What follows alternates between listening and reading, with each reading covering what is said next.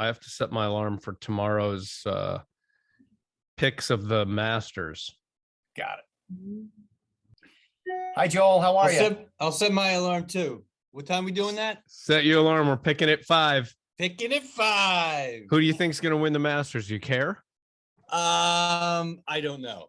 I do. I'll watch it. I haven't watched it. I know you're a golfer. You're an avid golfer. Are you playing in it? Am I playing in the Masters? Dream, right? Wouldn't that be? I've played Augusta National, but that would be, wow, that would be a hideous result. Okay. I would bet on myself to come in last. Well, thank you for taking the time to speak today. It's nice to be talking to you guys. Yeah, nice to talk to you. Got the new album, that's coming out next month. The tour starts in the summer. Yep. Tell us about playing with Blues Traveler and Jewel. Have you done that before? John Pop? No, we've never toured together. We've done shows together. We've known each other for 20 some years, but this album is very much a throwback album to before you and I. There was a compilation album called AM Gold that played all the hits from that era of disco and R&B and singer-songwriters, and that's what this album sounds like. And so, are you talking about like one of those 70s or 80s compilation? Yeah, like okay, it's like that. And so that's what the album sounds like. It's a throwback. And so we thought, what better way to do that than to go out with old friends that have new stuff coming out. Jewel's got a new album as well, and she and I are on each other's albums. I've known John Popper a long time and was thrilled that he was interested in coming out with us. So I think it'll just be a song or a whole evening of a lot of songs that people will know the whole night. Now, I mentioned John was from Central Jersey. He's not. He went to Princeton High School. Do you have any other ties to Central Jersey? I know you're coming to the PNC Back Arts Center where you perform. Where you're performing. My ties with New Jersey is that I'm from Erie, Pennsylvania. So New Jersey and Pennsylvania are very similar in our comedy and our enthusiasm for music. I mean, there's no place like New Jersey. And how often do you get back to your hometown to perform, and what's that like? It used to be every year I would go for a week and visit my family and play music. But, since the pandemic, I've got to go there last summer. We did a show there. But not too much visiting, just because I had to stay away from everybody, not knowing what was en route for a tour that we had to finish. Now you've been going for a long time. You've been in this business a long time. What is the what do you attribute to the success or your longevity as well? Honestly, like it would be different for everybody. Like Elton John and Billy Joel have this argument about new music or just play the hits. I'll never not want to play new music because I've never been as big as Elton John or Billy Joel, where I can go sell out Madison Square Garden night after night. Not yet. So I'm still trying to accomplish those things that Billy and Elton have done. So I'm always going to want to write new music and try to stay relevant. And I think that's the fuel for me is that relevancy, especially now. Like, when I started, the competition was so fierce that we were fighting for shelf space. There was only enough space for so many CDs at the time, and now there's no shelves. But the competition is not just from the past or in the middle of my career, but it's now. I'm trying to have people listen to train music while they're listening to Doja Cat and Justin Bieber and Bruno Mars and people that are much younger than me. And so I have to try to write songs for my generation, but hope that they leak into the younger generation as well. Well, you are on Magic 98.3. We're playing AM Gold and we're playing all those artists that you just mentioned. So cool. Well, it's working so far. So I've had experience in my life, a couple of situations where some some obsession. So started going back to Meet Virginia. I remember I was at this party and the DJ was playing music. This is right about the time it came out. And we were playing the song I was working in the top 40 then. And the DJ played it over and over again, not right after one another, like throughout the night. It had to be like 6-7 times. So I had to go up to him and say, "What are you doing?" Yeah, what are you doing? And he said, "Well, the host or the guest of honor requested we play that as much as possible." And then my daughter, about 10 years ago, when 50 Ways, hell, that's about 10 years, right? Yeah, right. she was playing that around the house over and over and over again. Do you experience that a lot? Do you get a lot of stories like that? Obsessive fans or obsessive stories? Well, I mean, there's always people that do obsess about everything, and Yes. but I think of that as a positive thing for my life. But like right now is such a strange time because we're putting out new music, but 50 Ways to Say Goodbye is trending on Twitter because someone has come up with a video that they posted of their best friend hanging out with their boyfriend, and how 50 Ways to Say Goodbye is like the threat. And so that's trending. So you never know when your music is going to impact or who it's going to impact.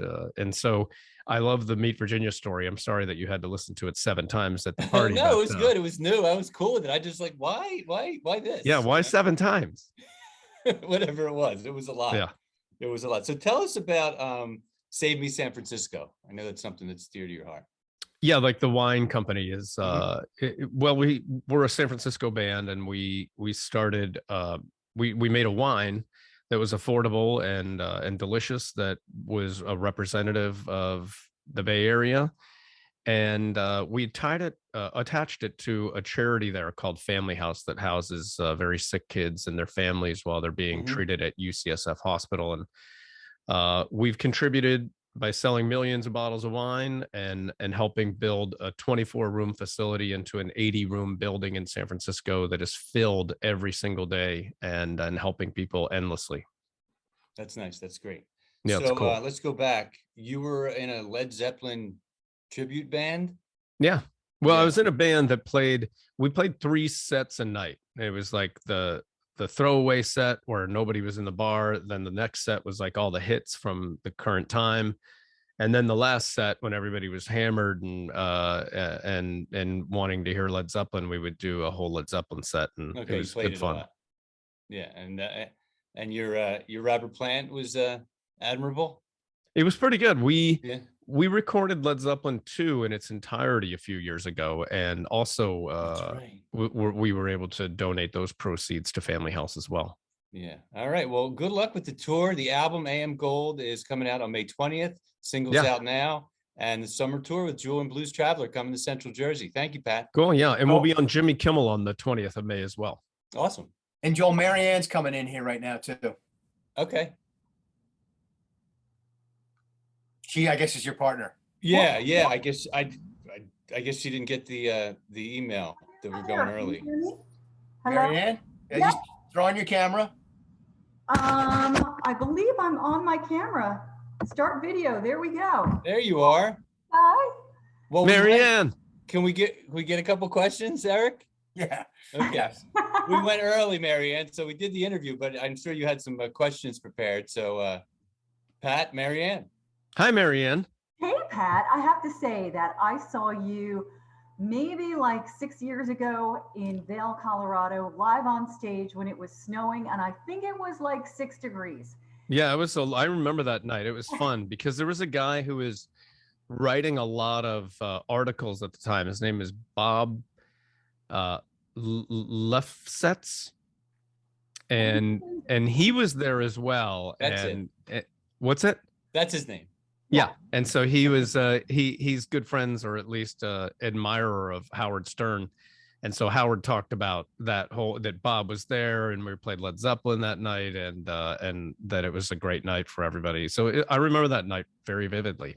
And while you were singing the whole time, of course, I'm enjoying your music, but I'm also wondering, like, when he gets off stage, is he going to go home and have a hot cup of tea? I mean, how do you go to these live performances and they're not all temperature controlled? It's not like 70 degrees and the weather is beautiful and there you are on stage. It's like, that's actually, it's less difficult to sing in that environment than it is to go to the desert. Like when I go to Palm Springs or Vegas, that can be a little bit more difficult because it's so dry. And even though Vail's high and is dry, it's also, I think the coolness helps, but I did probably leave and have a cup of tea, but probably these days I'd get off stage and drink wine instead. Well, we were drinking wine while we were watching you. Yeah. See, I can't do that because people are paying to see me perform well. And so that's the problem with mine. And I wanted to ask you what it was like to write a song. I would imagine it's like poetry, and the words have to just flow, and you have to create something out of nothing. Yeah. Well, my manager calls those songs the magic beans, because they make everything grow. And he's right. And they are hard. They're hard because, I'm trying to say something in a way that maybe hasn't been said quite that way before, which is already almost impossible. And then you have to do it with rhymes and rhythms and melodies that might influence people to want to sing along, which is also almost impossible. So hearing, like, I listen to a lot of radio, and I think these young kids that are performing right now and making music are doing a really, really great job, because I can sing a lot of these songs. I know them by heart. And I think that's a difficult thing to accomplish. I'm writing a musical right now. And so I thought writing records was hard. This is really, really hard. This is a whole new game.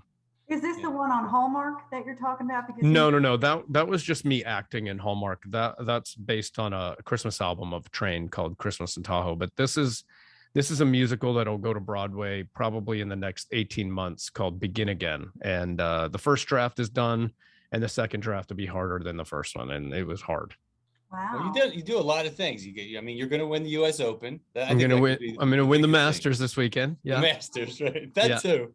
Well, Pat, thank you so much for taking the time and speaking. Good luck with the album, the tour on Kimmel. It's all coming up, and congrats on all your success. Cool. Well, I can't wait to see you guys in New Jersey. It's a great place. We'll be looking for you. The Garden State.